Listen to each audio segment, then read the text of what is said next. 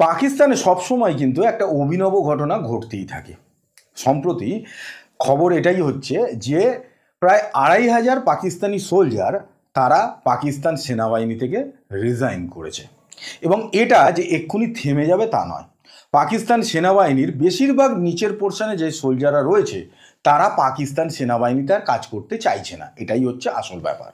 এবারে এক্ষেত্রে পাকিস্তানের যে ইন্টেলিজেন্স ডিপার্টমেন্ট, যেটা নিয়ে খুব বড় বড় কথা বলে, সেই আইএসআই তারাও কিন্তু এর জবাব দিতে পারছে না যে কেন পাকিস্তান সোলজাররা এতটা উদাস হয়ে পড়েছে পাকিস্তান মিলিটারির ক্ষেত্রে। সেই যে কথা তারা বলতে চাইছে না বা বলতে পারছে না, সেটাই আমরা বলবো এক এক করে। আমরা কারণগুলো খুঁজবো যে কি কারণে পাকিস্তান মিলিটারির এইরকম হাল।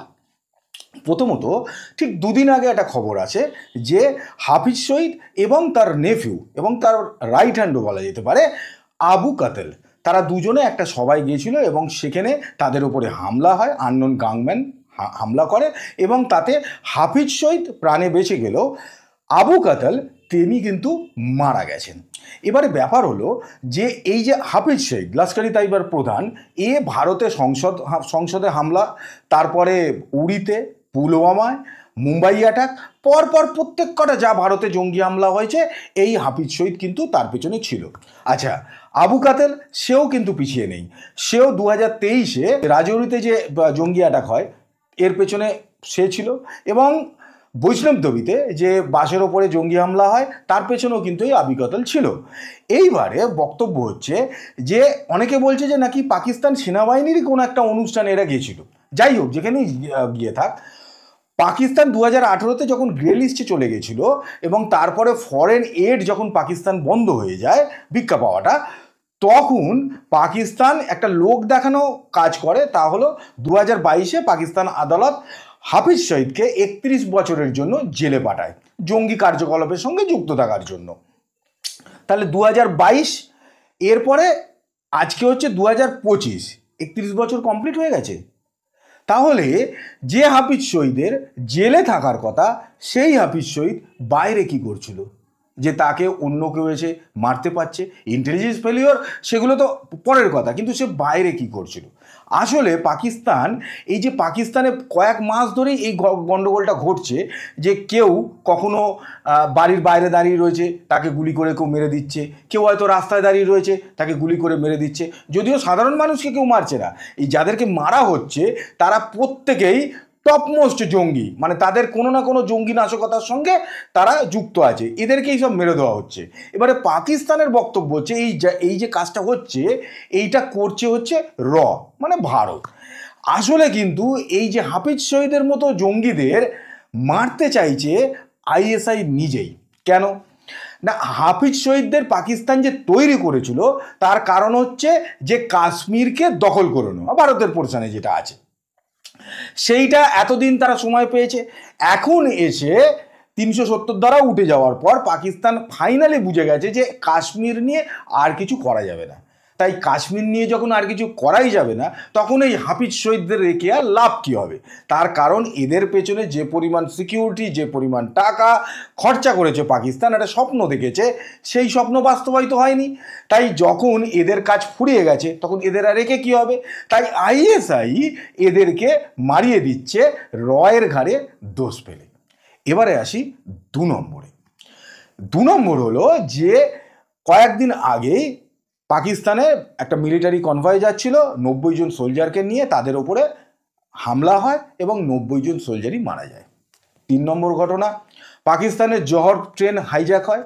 সেখানে বালুচিস্তান বা বিএলের দাবি হচ্ছে যে তারা 214 জনকে এক্সিকিউট করেছে, তার মধ্যে বেশিরভাগই হচ্ছে পাকিস্তান মিলিটারি সোলজার। যদিও পাকিস্তানের এক্ষেত্রে বলছে না 214 নয়, আমরা তো শুনেছিলাম 26টা, কিন্তু সেই তেগে বলছে না, মানে একটু যেন ব্যাকফুটে একটু মিউ মিউ করে বলছে।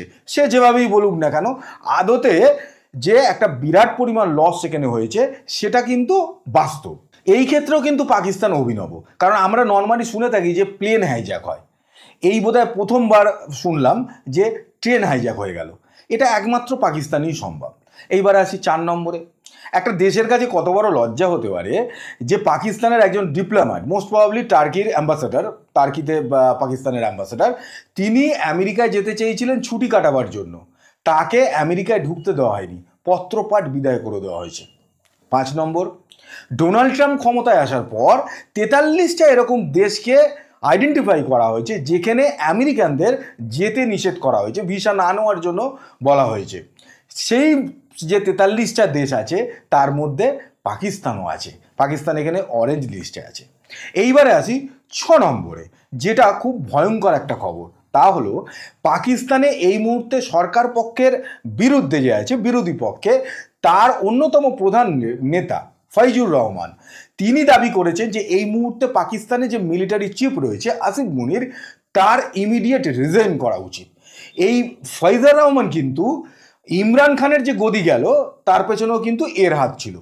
এইবারে আসিফ মুনিরকেও তিনি বলছেন যে এই যে পাকিস্তানে একটা ক্যাওয়াস হচ্ছে, বালুচিস্তান লিবারেশন আর্মি, সিন্ধু রিভলিউশন আর্মি, ওদিকে টিটিপি, এরা সবাই মিলে বালুচ ন্যাশনাল আর্মি তৈরি করেছে এবং সেখান থেকে একের পর এক হামলা হচ্ছে এবং এই হামলা ক্রমশ বাড়তেই থাকছে।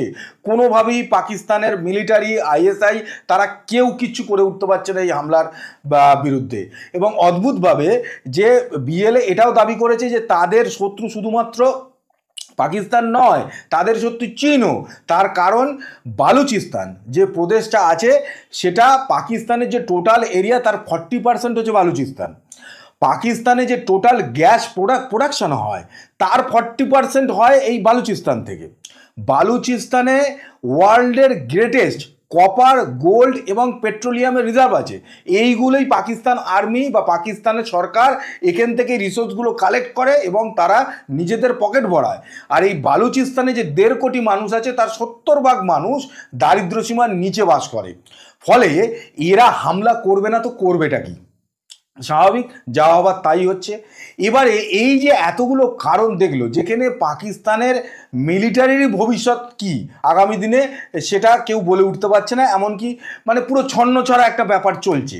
ফলে এরম একটা মিলিটারির ক্ষেত্রে বা এরম একটা মিলিটারিতে যে নিচুতলার সোলজাররা আছে তারা কোন পর্যায়ে পৌঁছলে, মানে তাদের কাছে তো আসল খবরটা থাকবে।